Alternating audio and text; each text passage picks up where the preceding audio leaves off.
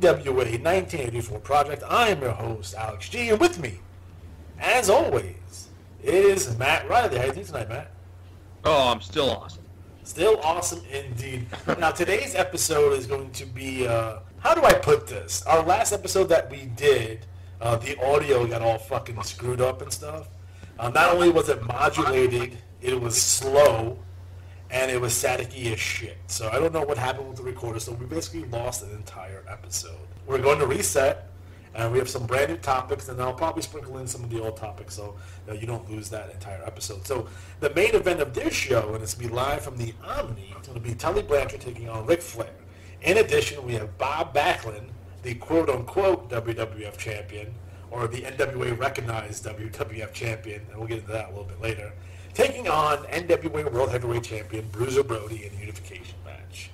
But first, we have a lot of stuff to cover on this episode, so let's get right into it, and we're going to talk about AEW, All Elite Wrestling. Now, we knew for quite some time that this was happening. We knew for quite some time who were going to be involved, and you have the son of the owner of the Jacksonville Jaguars who is involved, who's backing this project. They have, Cody Rhodes and the Young Bucks and Brandy Rhodes as sort of your executive team. They just recently hired Billy Gunn as a producer. And I'm assuming there's other guys that they've hired that they have not announced for various reasons. If you follow people on Twitter, you see kind of some odd things every once in a while. So, like a week and a half ago, I noticed that Eric Bischoff was really kind of promoting Wrestle Kingdom, like pretty hard for some reason, and that seemed kind of weird to me at the time. So I'm going to assume that Eric Bischoff might be involved, or at least trying to angle to get a job, possibly. But Eric Bischoff, like a lot of some of these guys that may have hired that have some baggage, they may not want to announce that at least right away. There is a negative connotation with guys like Eric Bischoff and Bruce Pritchard, and even Jim Ross to a slight degree, which I think we all know that Jim Ross is going to be involved in this. But, those are good guys to have. I mean, obviously Eric Bischoff has been a corporate executive for wrestling promotion who has competed with the WWE in the past. You have Jim Ross, who was Vince's right-hand man for a long time, and he was the head of talent relations for quite a bit. So, and Bruce Pritchard, who was also a key lieutenant for Vince McMahon for an extended period of time. So I would be surprised that those guys wouldn't end up being involved at some point. But I thought it was smart on their part not announcing them if they didn't already contract them. They recently just had their press conference, their rally. Yes. Kind of remind me of Homecoming with the cheerleaders and the pyro. And I felt like the pyro was like kind of a shot at the WWE saying, look, we have pyro, you guys don't. Just like a subtle nod. Like even the hiring of Billy Gunn, like most people might know that one of the head writers for the WWE is the Road Dogg. And so you got his tag team partner to be a producer. I thought that maybe was a little subtle shot and jab at the WWE, but who knows? In terms of wrestlers that they have put on contracts, obviously you have the Elite, would be the Young Bucks, Cody Rhodes, Adam Page. You have Christopher Daniels and Scorpio Sky, who signed. Chris Jericho has signed. MJF, who we've talked about I've talked about him on this program before, who is going to be a talent for the future. I love him. I think he's fantastic. He's one of the better heels that are around right now in the independent circuit. You have Joey Janela and Penelope Ford. And I think we all enjoy Joey Janela because he's insane. And he puts on some of these freak show matches, which I enjoy. So I've been tweeting at him when he recovers from his injury that he needs to wrestle Van Hammer because I want to see Joey Janela take on Van Hammer because that's hilarious to me. So Matt, what are your thoughts on AEW in general at this point? I think it's going to be a fun thing. We mentioned before in our previous shows about if something was going to happen with a major promotion and there's going to have to be some kind of sweetheart funder. So we got that in the Jacksonville Jaguars owner, son, whatever it may be, to have the money. I think the difference is these guys are smart. They're not going to, this isn't some guy out of Oklahoma. Yeah. This is some guy out of, Missouri that's trying to just make a quick buck on a local guy who's a wrestling fan. Like the old days, like, oh, yeah, you like wrestling? Yeah, I know this guy. He owns a car dealership. We're going to have the shows at his place, I don't think he's a money mark. Right. He's going to let these guys do their thing. I'm curious. They mentioned a couple times about the money being better, and a livable wage and all that thing. I think they're going to make some moves that are going to really put it to WWE and other companies and say, hey, if you're going to, compete, you want to go there or here? They've got the timing to do it right. Take their time. The first show is May 25th in Las Vegas at the MGM. So they have some time to build it up and former WCW stronghold and AWA stronghold, by the way. Oh, really? Oh, is Showboat Casino, casino or whatever? I think that's closed down, but I think the WCW run the MGM Grand for a lot of those Halloween Havocs they had back in the day. Are they going to dig up Lee Marshall? They might. He's somewhere around. Is he dead? Well, I put 2 bullets in him, so. Oh, okay. No, but they were great. He was the voice of Tony the Tiger, right? Yes. I think he is dead, actually, but I'm not sure. That's cool. No, I do think it's going to be a good alternative. They've got some good base startup. I think it's smart, actually. Everyone's like, oh, where's Kenny Omega? I think it's better off, if you're going to bring Kenny in, have that be like a debut, like you're going to hear. That's going to be a big deal down the road. Yeah, and I think you get Kenny say, look, I want to take time off. I want to do this. He can do his own thing. I don't think he's going to WWE, and I think he's contracted to the end of the month. So I think even though he is stated that he's leaving New Japan, I don't know if they'll let him out in time for the Rumble. I just think it would be, from what I'm hearing about the backstage stuff of guys being unhappy with the directions of things are going, and the unhappy people there realizing that, hey, this is going to open up down the street, so to speak, the same country, but down the way here, and there'd be a chance for us to do what we want to do. Fans are going to look at it, and after the success of All In, I trust these guys to get it right. I wouldn't be surprised to see them, bring some big names, like you're mentioning, like, names they might not really associate, like Big Cass. Like, he's out there, but is he a guy you want to bring in because people know the name, or do you want to bring in someone like, like Joey Janela, he's in there too, on one leg. It depends on where they want to go. They're going to want to go with all unknown young guys, with a couple of key veterans, or they're going to try to be, they're going to try to bring up anyone that's recently released from the WWE. If they were smart, anyone that leaves the WWE, I would wait on them. Let them get that WWE stink off of them a little bit.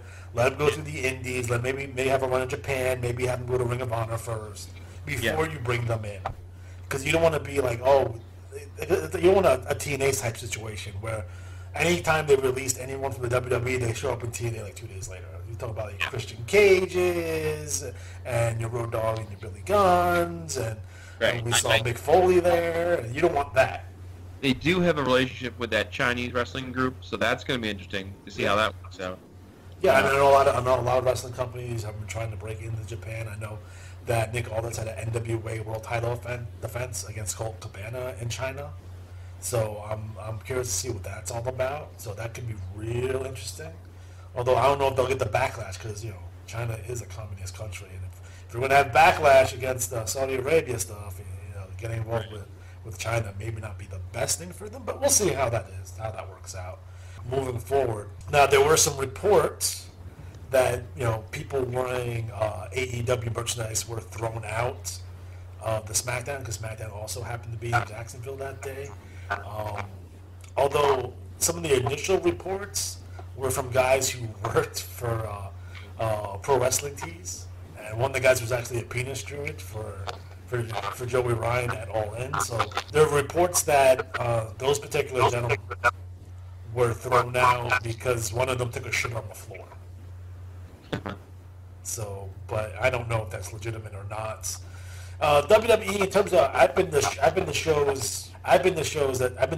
shows wearing Bullet Club merchandise and New Japan merchandise before, and I've never had an issue there. So I don't know if these reports are exaggerated or not. And the WWE is doing this is not a good idea, because all you're doing is pissing people off. Right. That's just such a stupid thing to do. It really is. Yeah. So you attract. If they had said nothing, it would have been like one person tweeting a picture. Hey, I'm at the show with this shirt. Yeah. Instead, you get these guys who get all this attention because of it. Just stupid move by their part. Dumb.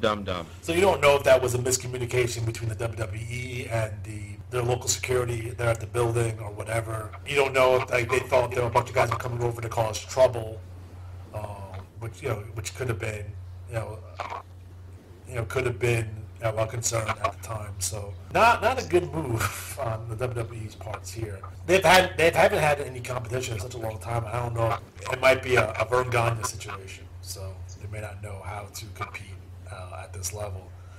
Not saying that AEW will compete with them for a while. They still have a long way to go. Not saying that AEW will compete right away, but I can see a scenario where, in 3 to 5 years, they can, with a television deal, that they could actually compete.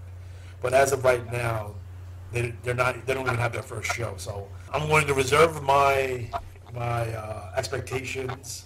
I'm excited. I think everyone should be excited for this. I know there's a lot of haters out there on Twitter saying this is going to fail, this is going to suck, blah, blah, blah, blah. And that's your opinion, and you're welcome to that. I would say to those people that, suck a lemon. And seriously, dude, if it... I love people like that. Oh, it's going to suck. Okay, look, the XFL is going to come back. It's probably going to be terrible. But you know what? If it's good, great. But I'll wait and see what it actually does. It's going to be this is stupid. It's just shut up. I'm so sick of internet trolls. That's one thing. If I had a superpower, be able to track down internet trolls and beat them in the face, just smack them around. Yeah, you're going to get lost that. That's just the way it is because, we see it in mainstream sports. If you have a favorite team and your team has a rival, whether it be, Boston and the Yankees, or it be, the Jets and the Dolphins, or, the Cardinals and the Cubs, you're always going to have that as an element of fandom, right? DC versus Marvel, PlayStation versus Xbox, that's always going to be your thing, right? But, you get used to it because you're going to be hearing a lot more of that as we go down the road. So I think we're going to see a lot of back and forth as we go through this process. Again, you have your WWE fanboys who all tend to complain about the WWE, which is strange to me. But I think they're looking for any excuse to rag on the competition, unfortunately.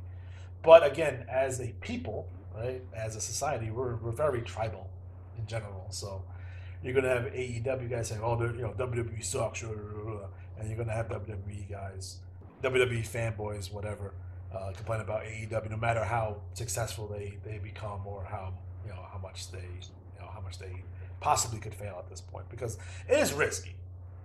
Anytime you're entering this kind of business, it's going to be risky, and hopefully they're smart. So I'm excited. Personally, I'm definitely going to check out their shows, whether it be a pay-per-view or on Fight TV or whatever it's going to be. And, I really liked All In, minus, there's some parts of it I didn't like, but that's okay.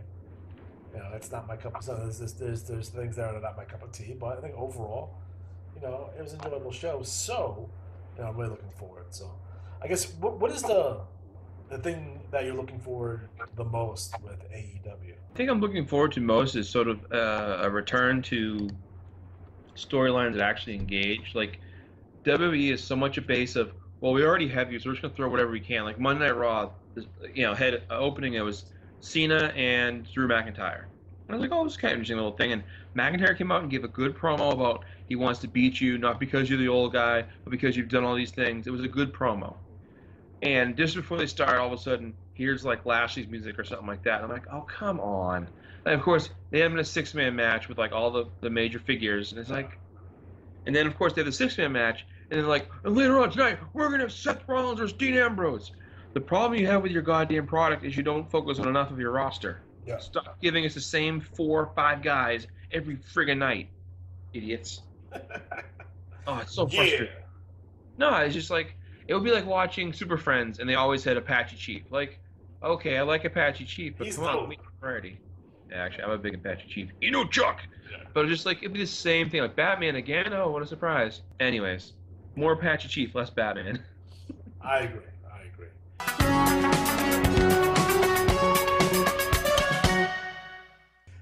So Matt, tell me about this spot with Priscilla Kelly from the other day. What went down?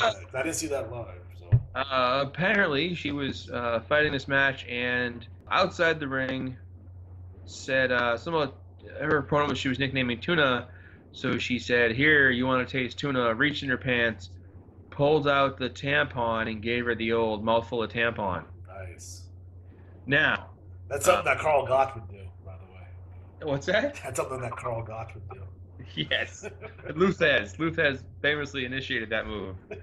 The Fez Press, named after him, to charge with his tampon out. No, it was a spot, and people blew up on it. You know, like Of this course is they're gonna blow up on it. Anything like that's gonna get blown up. and I get like short of giving someone a dirty Sanchez, Which is probably next if we go down. Right. We will go down this route. right? And I get what she's trying to do. It's a gruesome, stomach churning spot. But having said that, Ryan made the point about people can do what they want, and it's true. People don't like it, they won't. I don't think you're going to see another tampon spot, at least not anytime soon. No, it depends. Like she got attention, she got some notoriety off of it. It's now what she does with it, because she's gonna garner a lot of attention now. So, you better have your shit together, and you better, you don't want to be known for the rest of the career to be the girl with the tampon spot. Right, and that's the thing. You take a look at Joey Ryan. Right now, Famous dick wrestler. He's the dick guy, right? And I've watched Joey Ryan for a long time. I'm a long time PWG fan. I'm more than aware of Joey Ryan and his work, and over an extended period of time for since the early 2000s. And he's an adequate worker in the ring, bell to bell, and he could have done more, but he got the attention for being the dick guy. I don't think he's doing anything with that. He's just content of being the dick guy, and that's gonna get old really fucking fast. So what are you gonna do next? So Priscilla Kelly has to understand that, yeah, you got some limelight right now, but what are you gonna do next? I think she's gonna do Romaine Lettuce on a pole match. That'll be. Well, remember this. Remember Omega did the matches with the 9-year-old girl. They got all that fucking attention on the internet. Sure. But he took that attention, and now he's having 5-star matches, 6-star matches at the fucking Tokyo Dome in the main event. Right. Because he didn't let that. He got him some attention and some notoriety, but he didn't let that define him as a wrestler, which is smart in his case. True. But for me personally, it's not my thing. But just like deathmatch wrestling and light tubes is not my thing. If you like it, that's okay, right? If other people like that, that's okay. But if I'm going to go to the show and I think there's going to be a tampon spot, I'm probably not going to go to that show. And you gotta be careful, especially nowadays. With the stuff blowing up on the internet, like it does. If you're in a promotion that does stuff like that, will the venue let you wrestle there again? Yeah. They'll rent to you, right? That's something you'll be aware of. Are you gonna be able to get any kind of advertising from this? Like, oh shit, I own a used car dealership and I want to advertise with wrestling. I don't want to advertise with the girl with the tampon spot or the guy with the dick spot. That's what you got to be fucking aware of. Well, the other side is, what if Summer Eve, wants to? Well, that's a whole different story. If you want to do that, I mean, there you go. That is what it is. But people who are calling for her death on the internet, that's a bit much. Right. Or she should be banned from life from wrestling ever again. It's like, no, she's pretty young still. I think she's like 22 years old or whatever. It's just like something that I'm not personally into. I just want to see good in-ring bell-to-bell action. I'm not a big fan of shenanigans and tomfoolery. If I had a wrestling promotion, which I don't, I wouldn't have any of that stuff. But I don't have wrestling promotion, so to me, it'd be more personal issues and less gruesome, gross-out spots or guys falling through glass doors and stuff, or being set on fire, because I don't think that really helps you as a performer. Or people like, oh, she's just doing her art. I'm like, yeah, art doesn't pay. A lot of starving artists out there. Yeah, that's for sure. So art does not pay. So just it was cringy. I'm wondering if she suggested the spot herself or did the promoter ask her to do it. That's something that we don't know. Right. Or did she even run this past the promoter? Because if I'm booking someone who I think is going to do something that may cost me sponsorships, I'm like, I may not want to book you on my show. You make me nervous. So just be if you're an independent professional wrestler, just be cognizant of that. Definitely ask before you do anything like that. Or if a promoter asks you to do something like that and you're not comfortable, say fucking no. Right. Because my dignity is not worth a hot dog and a handshake. That's for sure. So that's how that goes. Hot dog and a handshake.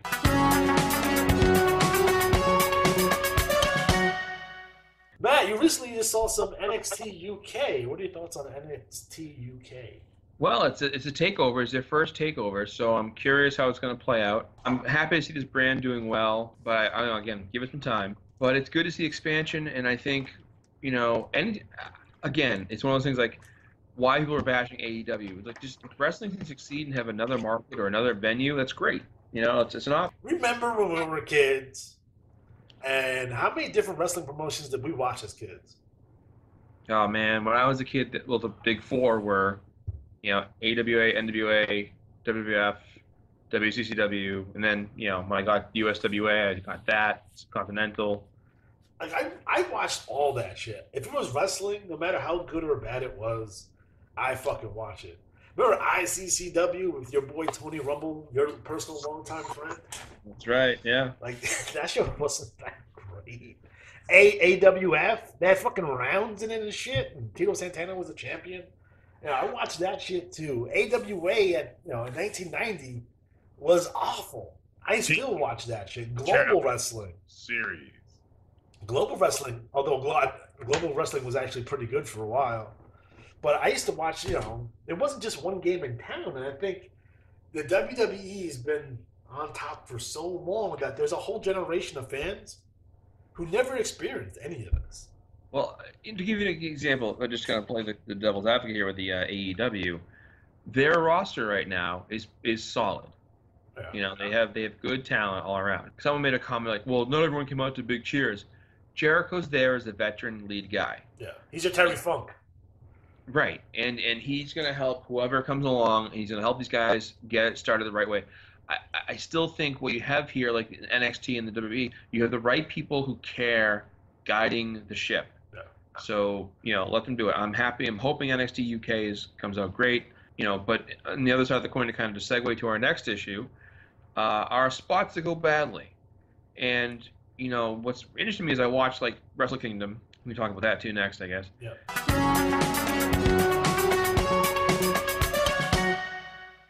Botch spots are going to happen. And I watched, the Jericho match. I watched the Omega match, and I saw him. He went for the Rise of the Terminator, and the guy almost missed him, Tanahashi. When we watch these shows, we've said a number of times, certain people we think are going to kill themselves in the ring or hurt somebody else badly.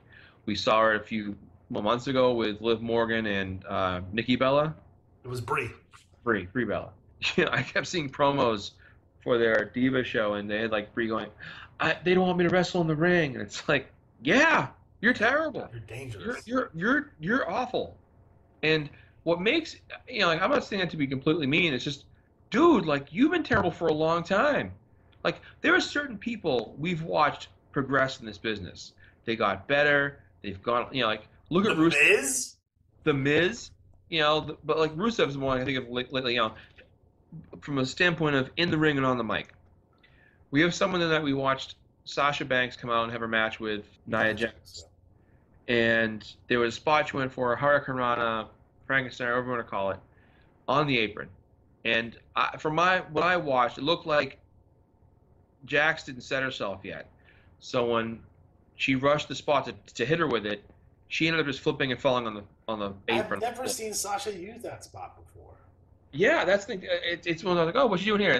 And like, I don't know if Nia was supposed to catch her and like power bomb her to the floor. I will tell you because not for nothing, if Nia would have went at that point, she would have landed on freaking Sasha Banks' face.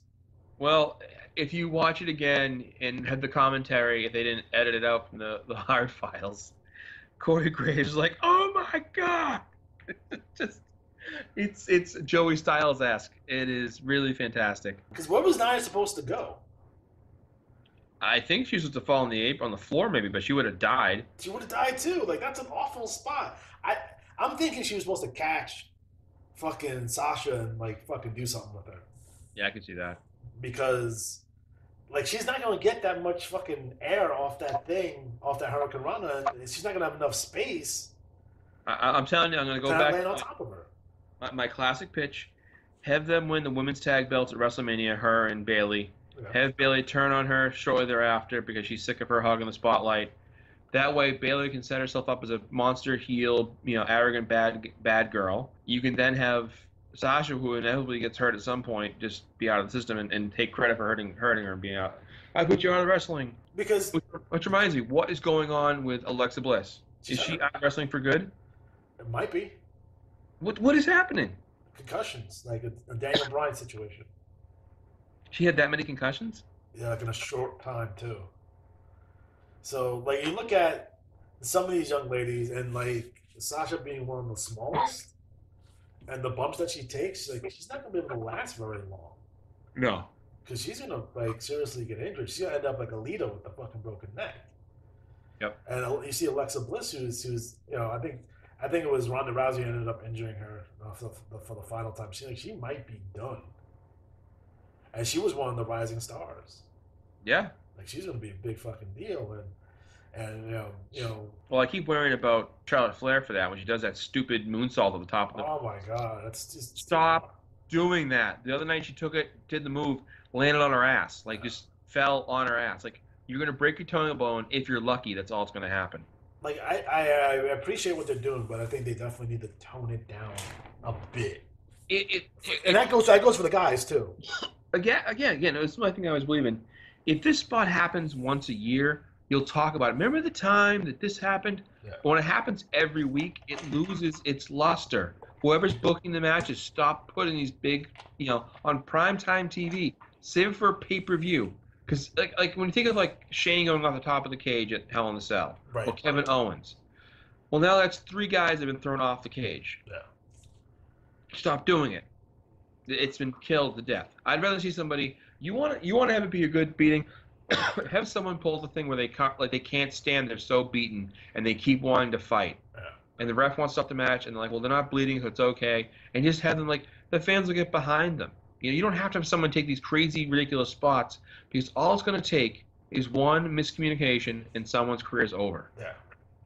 And you got to look at Paige, look at Bliss, 2 of the youngest stars they had in the book, under 25, done. Possibly done.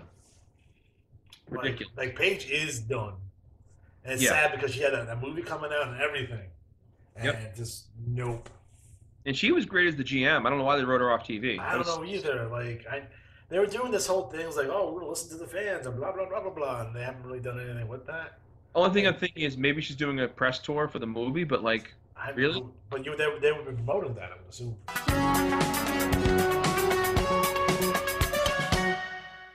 So Wrestle Kingdom. Did you watch Wrestle Kingdom? I've watched parts of it. I've not watched the whole thing yet. Had one of those things where I was like, all right, hell, I'm gonna stay up and watch it.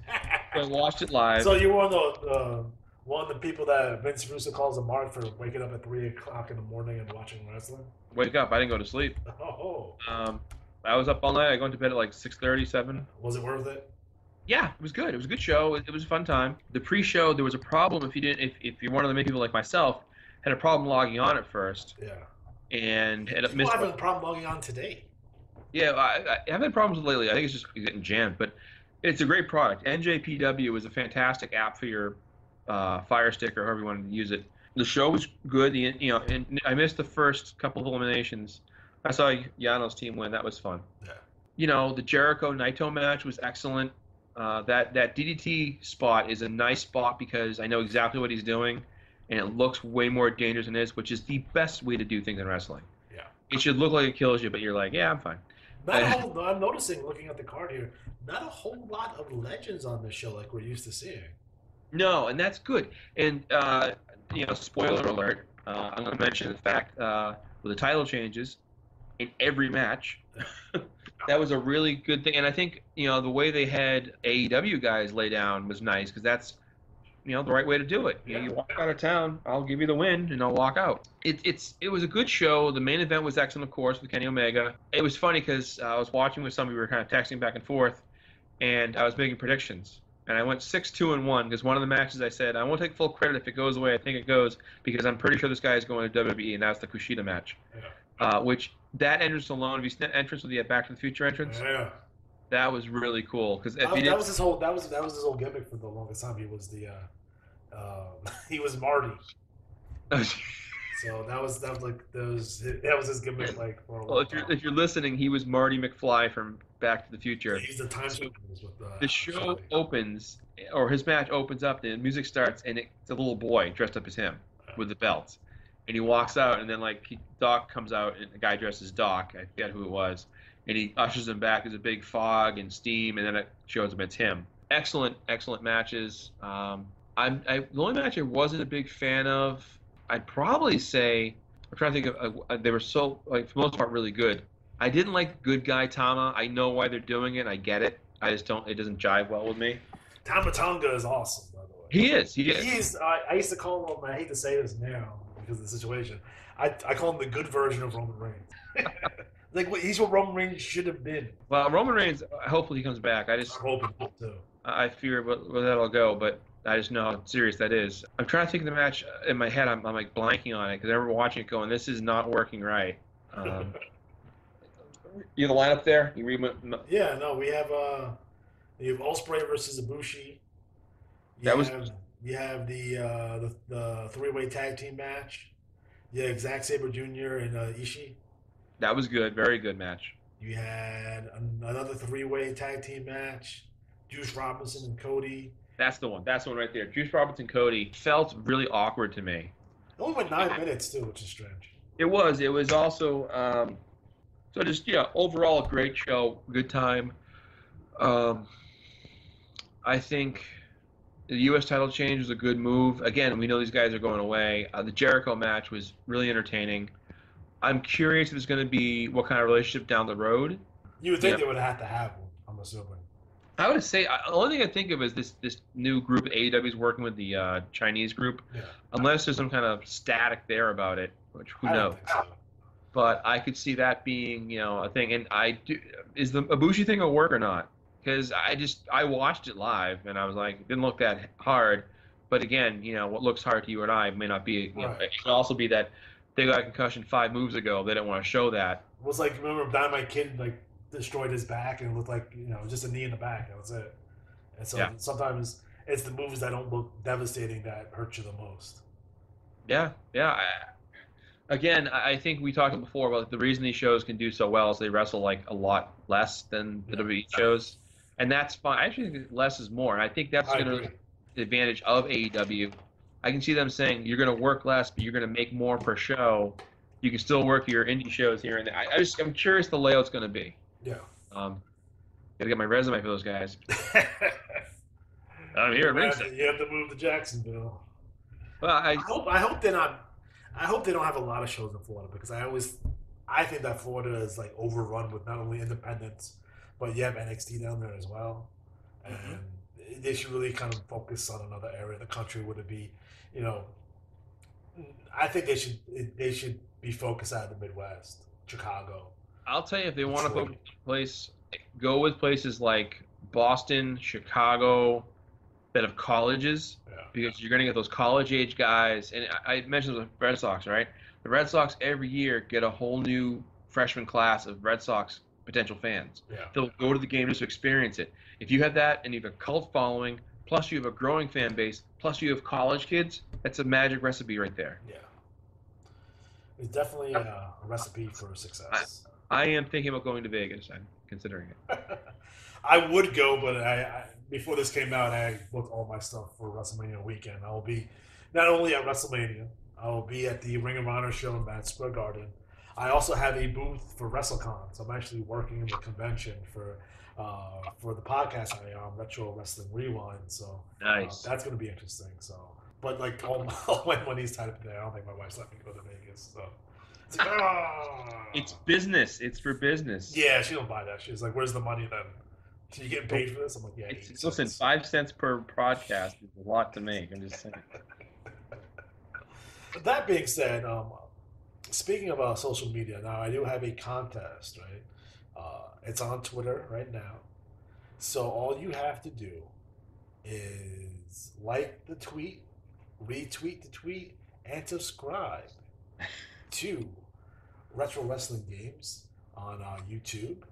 And you send me a DM of a picture or a screenshot of you subscribing to the channel, and you'll be entered to win a Nintendo 64 with one controller and a copy of WWF No Mercy.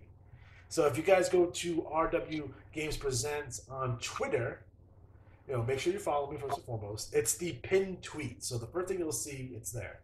So all you gotta do is follow the instructions, and you'll be entered to win a Nintendo 64, with quite possibly the greatest wrestling video game of all time. So just keep that in mind, please. So try and get the subscriptions up, because YouTube, in their infinite wisdom, chose to purge 500 subscribers from my channel. Well, they said they were spam accounts or not real accounts or whatever. I don't know for sure. But I went from 1,500 to 1,000 real fucking quick, so I wasn't really happy about that. But if those guys were legitimately like fake accounts, then fuck them. You know what I mean? I'm looking for real people who actually watch the channel. So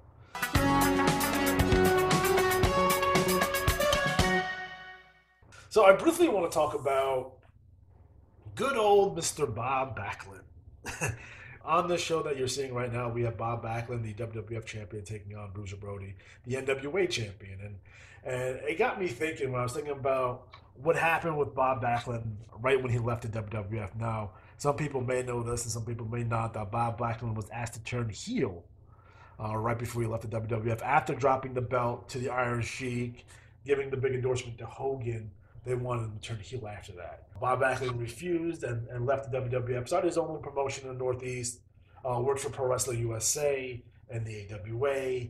And one thing that caught my mind, watching one of the Pro Wrestling USA shows, which was a joint venture between AWA and Crockett, was that Bob Backlund was still calling himself the world champion. He said he never lost the Iron Sheik. The towel was thrown in, so it was disputed. So I'm wondering to myself, in early 1984, what if right when Bob Backlund leaves the WWF, we bring him into the NWA, we put him in the Omni against our world champion, and have a champion versus champion match? Because you got to remember, back in 1984, the news didn't travel that fast. So understand this, that the wrestling magazines are still about 3 months behind. So there might be a lot of people who still don't know that Hulk Hogan is the world champion. They may still think that Bob Backlund is the world champion. And having Backlund put over Brody in the middle of the ring, 1, 2, 3, I'm wondering if that would help us in terms of business. I'm wondering if that will help us in terms of credibility. Or does it look like a really fucking carny move? And that's the thing you have to consider with this, is that does it make us look bad? And along with that, we're going to have a replica belt made and have Backlund lose it to Brody here in Atlanta. Because, to be honest, if you look at Backlund's career, realistically, he probably should have went to Crockett instead of the AWA and feuded with Flair. Because you have the All-American boy versus the Nature boy. And you had that dichotomy where, Backlund is humbled, but he's from Minnesota, and he's a collegiate wrestler, and Flair is originally from Minnesota. And yet you can show the differences between the two, where Backlund is he dressed conservatively, and Flair has the diamond rings and the fur coats, and you could have done something there, I felt. And I thought Backlund and Flair could have good matches, especially for the people who like that type of wrestling in the Carolinas. So there's something to be thought there, and that's what we're going to do in terms of our fantasy booking. We're going to have Backlund come and lose to Brody at the Omni, and then he's going to go to Crockett, and he's going to feud with Flair. So Flair, who's currently a babyface, he's going to turn on Bob Backlund, probably in Florida, because you couldn't turn him in Mid-Atlantic because they're just going to cheer Flair. So you got to be careful where you do that. Something that the WWE does not take into account is how the crowd's going to respond for things, which they should. But so we're probably going to do that in Florida. The people in Florida know Bob Backlund. He wrestled a long time in Florida, and he was when Vince McMahon Sr. was looking for a new champion, he went to Eddie Graham, and Eddie Graham says, what are you looking for? I'm like, I'm looking for the All-American boy. We have these ethnic champions up here, and when they get heat, they start riots. The Italian Americans cause riots when Bruno's getting beat up. The Puerto Ricans cause riots when Pedro was getting beat up. So we want to try something different. We're looking for our version of Jack Briscoe. So obviously they're going to get Jack Briscoe. So Eddie Graham had two choices. He's like, you can go with Bob Backlund, or you can go with Steve Keirn. And Graham wanted Vince to use Steve Keirn because his dad was a war hero, and he really could have played that up. And he felt that Backlund was a little dry. But, Vince Sr. went with Backlund. So the people of Florida know Backlund, so that's probably the best place to do that turn, to get some heat on Flair to turn him heel, because I didn't want him turning heel on Dusty, because we're going to have that match at Starrcade, because we're already doing a turn between Stan Hansen, who's currently a babyface, and Bruiser Brody, who's currently a babyface, and they're a tag team. So if I'm going to have Hansen turn Brody, I'm on the same show. I'm not going to feature another match where Flair turned on Dusty, because that doesn't make sense from a booking perspective. So we're gonna have Dusty. We want Flair turn early before Starrcade. So be on the lookout for that. So that's a little 1984 fantasy booking that we're doing here. We're kind of on our way to Starrcade, 1984, which will take place from two different locations. Not Georgia, not Atlanta and Greensboro, but Greensboro and Los Angeles instead. So that's going to be fun. So, all right, guys. So we are officially out of time. So for Matt Riley,